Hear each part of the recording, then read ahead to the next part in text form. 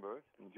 Good. Good to talk to you. Wow, I guess if you go back 100 years, 1917, the world was a much different place, but there was a very significant event that happened in terms of recording and recording music. You want to talk about what we're going to be celebrating on Monday? Yeah, well, on February 26th, 1917, the first jazz recording was made. The first recording to bear the word jazz, but it actually wasn't J-A-Z-Z. It was spelled J-A-S-S, jazz. It was a band from New Orleans. They came up to New York by way of Chicago, and they called themselves the original Dixieland Jazz Band. And they went into the Victor Talking Machine Studios that became RCA later on, and they made the first jazz recording, at least the first one to be called jazz or jazz. And that record sold millions of copies. Of course, because of the miracle of the phonograph record, suddenly jazz was not just a commodity in New Orleans and Chicago and New York. It was all over the world. And it really outsold John Philip Sousa, outsold Enrico Caruso. Those are the big sellers in 1917. And everybody, every club wanted a jazz band. Every jazz bands were everywhere suddenly through the miracle of the phonograph record. So that happened February 26th. That's pretty remarkable. I mean, as I sit in this studio here talking to you today, Dan, I'm surrounded by all this technology, and I have audio and video streams that go around the world, and people can hear and see what I'm doing really in an instant. I'm just trying to imagine an environment 100 years ago, just trying to record a live music. You know, there's no multi-tracks, no Pro Tools, none of that stuff was going on. It was just, let's find a way to capture this audio as it's being performed and be able to package that and make it available. You know, we have a generation of people that think everything's on iTunes nowadays. Yeah, well, it was a nightmare in the recording studio, and the story goes that they tried it once at another label, and it didn't work, and it was scrapped, and they went over to Victor, and the recording engineer was a genius. His name was Charles Suey, and he managed to record the band by placing them in different places in the studio. They didn't have microphones in those days. This was acoustic recording. They had a huge tin pickup horn that they placed, and the musicians had to be arranged according to the relative volume of their instruments. So the piano was closest to the pickup horn, and the clarinet was near him, and further back the trumpet and the trombone. The trumpet actually was practically in another room. He was about 20 feet back, and I think the trombone was between him and the trumpet. And then the drums, they were in another area code. So it was really it was hard for the musicians to hear themselves in the studio with all the reverberation, but they made it work. And what came out was this first record. They recorded two songs. One was the Dixie Jazz Band One Step, which is still played today. It's called the original Dixieland One Step. And then another tune which had imitations of barnyard animals, and that was the Livery Stable Blues.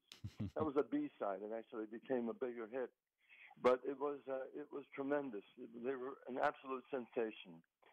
This is great. And your band, Dan, the Roof Garden Jazz Band, traditional arrangements as close as you can as they were arranged in 1917? Yeah, it's actually the Roof Garden Jazz Band, J-A-S-S, appropriately. And yes, my very first public performance was 30 years ago, right after graduating from NYU.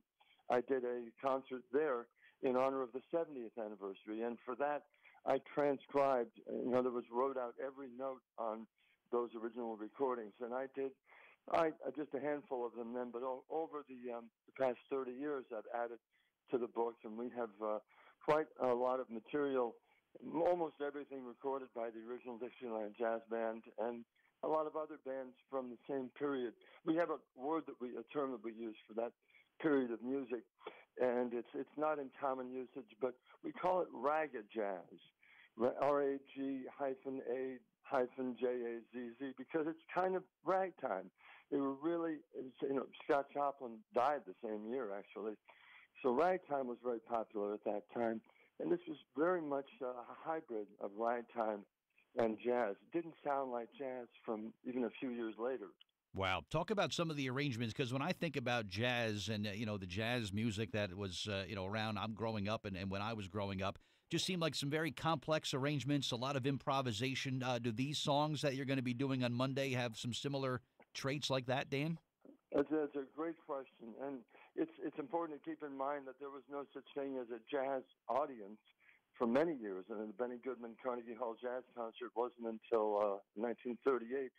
Jazz music or jazz music was for dancing, and as such, they weren't concerned about solos and improvisational ability of musicians.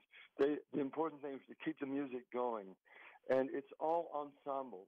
So nowadays in a jazz performance, you have an ensemble, and then you have solos and solos and solos. But in those days, it was all ensemble, and which made it very hard on the horn players because we don't have an opportunity to take the instrument off our lips. So we're blowing for the entire duration of the performance, which is usually about 3 minutes per song. And these guys played 8 hours a night. So it's a lot of playing. It's also all ensemble, no solos except for two-bar, what we call breaks, which happen in the middle of a chorus. And it's very lively music. Of course, no ballads. They played one-steps, which are very fast, and they played foxtrots, which are a little bit slower. They also did waltzes for dancers.